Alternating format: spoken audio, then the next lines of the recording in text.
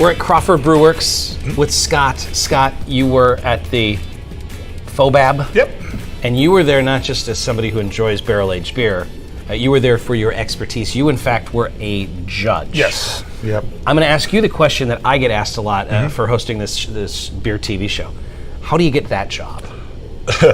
Actually, it's an invite only to judge that competition, right. And it's kind of a mix of like people that have gone through the beer judge certification program, and also industry people like brewers, and there's like lab people that work into it.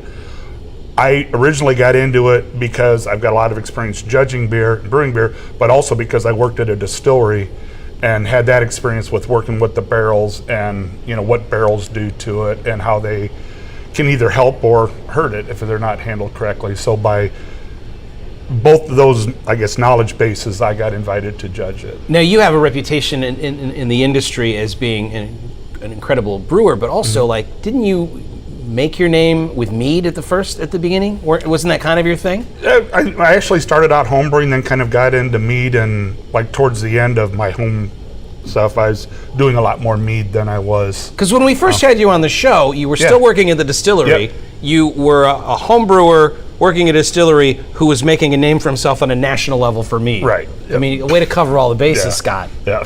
So I tried. My assumption was that you were there to judge the mead, but no, it was the barrel aged stuff. No, it was the barrel aged. Well, there is a mead and cider category, right. But I was there for the beer. Do you get to say, like, these are the barrel ages that I'm comfortable with in terms of, like, fruit or different styles, or do they assign it? There's 12 different categories that the beers go into that they're judged by. Okay. And so you'll start at a table, like say you and I are judging a panel, we would get like 10 to 12 beers.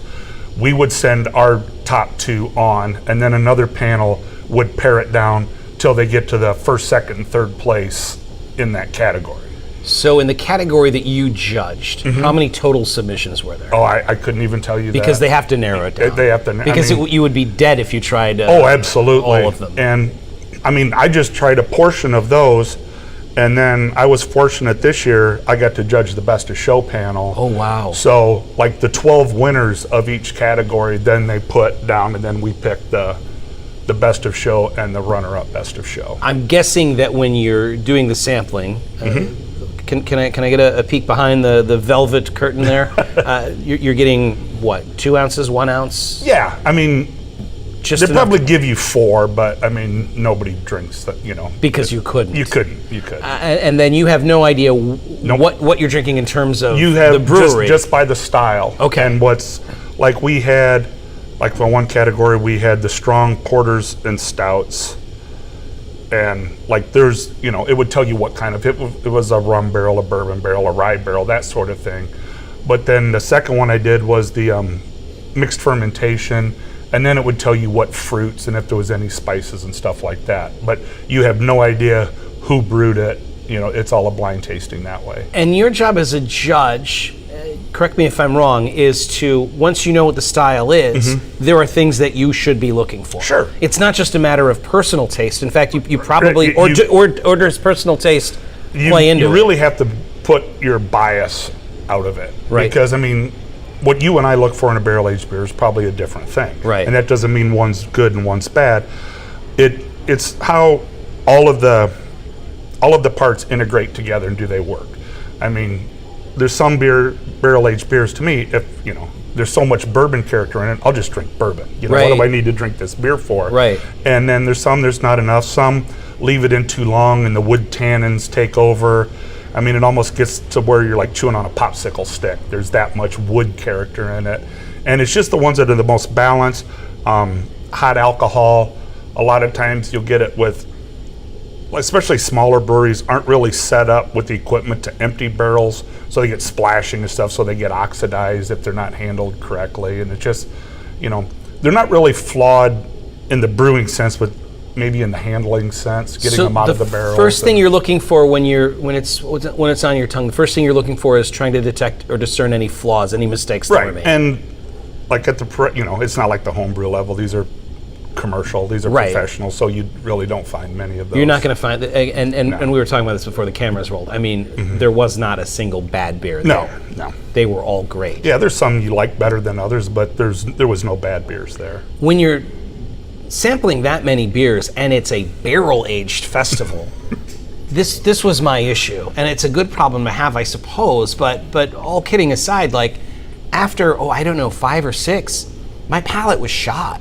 Like, Well, I couldn't, I mean, you everything see, on was my great. Facebook page, there's a picture of the beers sitting there on the Best of Show table, Right. and I had a bottle of High Life. Oh, wow. That I would taste them, then I would take a little swig of High Life just to like reset my palate to go back. So that's probably where I made a mistake, was not having something Yeah. to cleanse the palate, because everything was barrel aged. How much bigger was it this year? Because when Pete at Haymarket was telling us about the first year, he said see, it was a handful of people and it was a See, great I've only time. been there this last like 6, maybe 7 years, and it's been roughly this size. Except, of course, last year was just a. Right.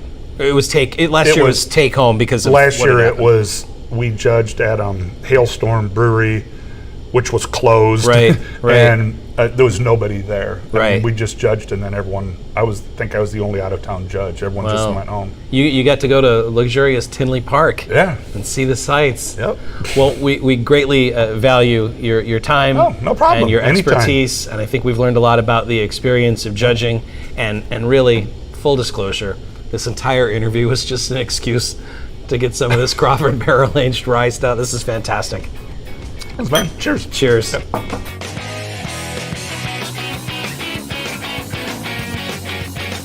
This is my buddy Mitch. We've known each other for like 15 seconds now. That's one of the great things, Mitch, about a barrel-aged beer festival is you make fast friends, right? Oh, absolutely. Love everybody here. Love all the beer. We got everything in common. I'm going to keep, so I have a microphone here on me, so I'm going to keep the microphone here. When I'm pointing it to you, then that's when you guys talk. It's a little awkward.